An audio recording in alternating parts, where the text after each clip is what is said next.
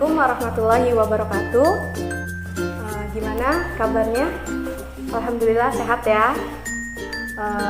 Seperti biasa sebelum kita mulai pembelajaran, Ibu ada satu pertanyaan untuk kalian.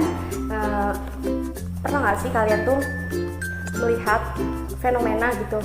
Ada ibu sama anaknya tuh mirip, atau enggak bapak sama anaknya tuh mirip. Ada yang tahu kenapa?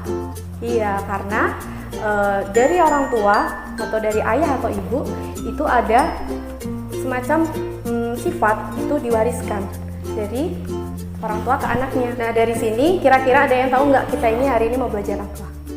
Iya benar, kita mau belajar tentang pewarisan sifat atau hukum Mendel. Ada yang tahu nggak hukum Mendel itu apa? Pengertiannya dulu deh.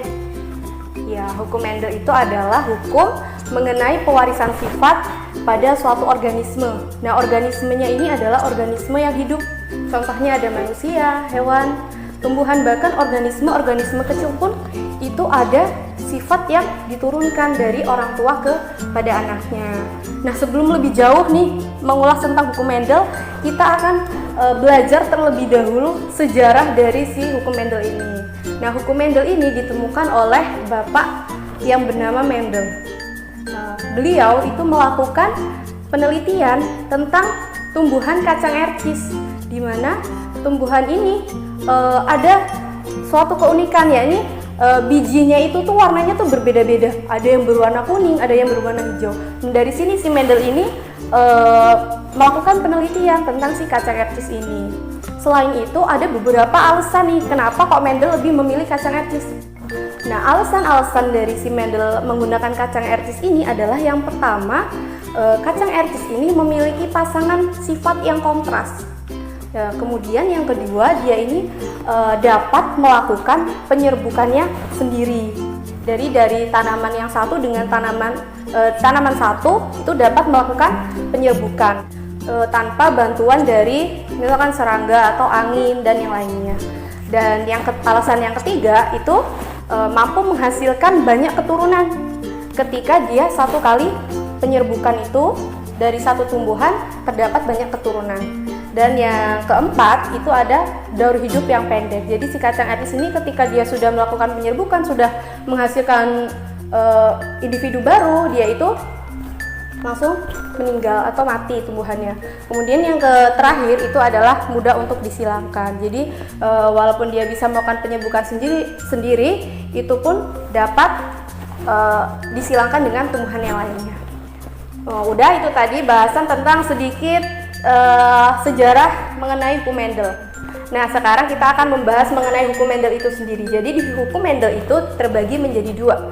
Yang pertama hukum Mendel 1 dan yang kedua hukum Mendel 2. Bunyi dari hukum Mendel pertama itu adalah bahwa pada pembentukan gamet atau sel kelamin itu kedua gen atau induknya itu parental yang merupakan pasangan alel akan memisah sehingga tiap-tiap gamet menerima satu gen dari induknya.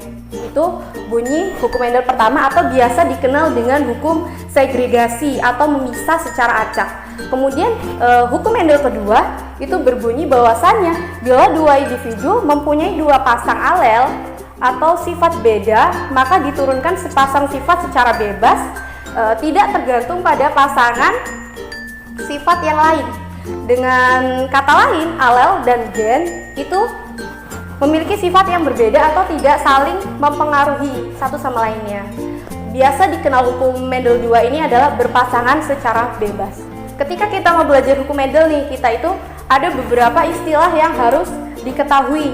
Yang pertama, itu ada gamet atau biasa dilambangkan dengan huruf G. Kemudian yang kedua itu ada parental, itu dilambangkan dengan huruf P, yakni adalah orang tua atau indukan. Kemudian ada filial, biasanya dilambangkan dengan huruf F, itu dikenal dengan keturunan, jadi keturunan dari si parental. Kemudian ada genotip dan fenotip.